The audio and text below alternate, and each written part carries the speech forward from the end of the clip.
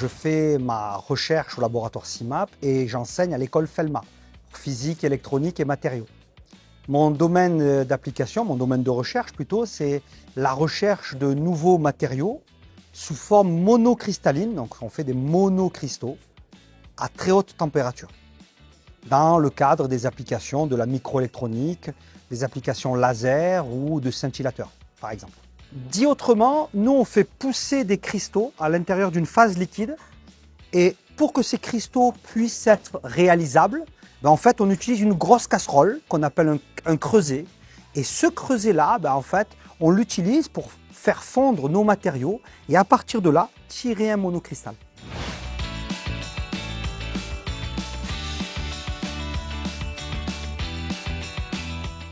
En ce qui me concerne, le Carnot Énergie du futur est arrivé après une idée fondamentale que j'avais eue en 2015, où j'avais mis en place des idées qui sont théoriques sur le papier.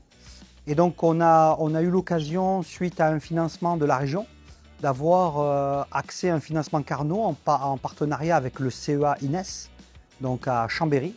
Et donc on a mis en place des modèles 3D pour pouvoir faire ensuite un prototype de cette casserole, justement, que je vous parlais tout à l'heure, qui serait cette fois-ci utilisable à l'infini.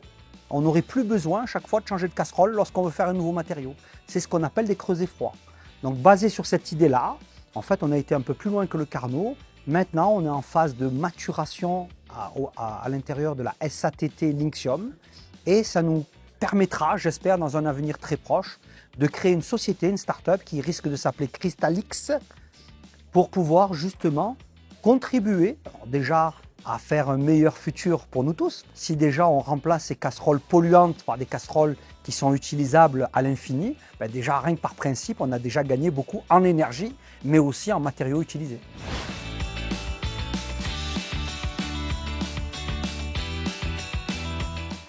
Moi, j'ai eu la chance au cours de ma carrière d'avoir collaboré avec quasiment l'ensemble des industriels autour de la croissance cristalline en France et une bonne partie de l'Europe.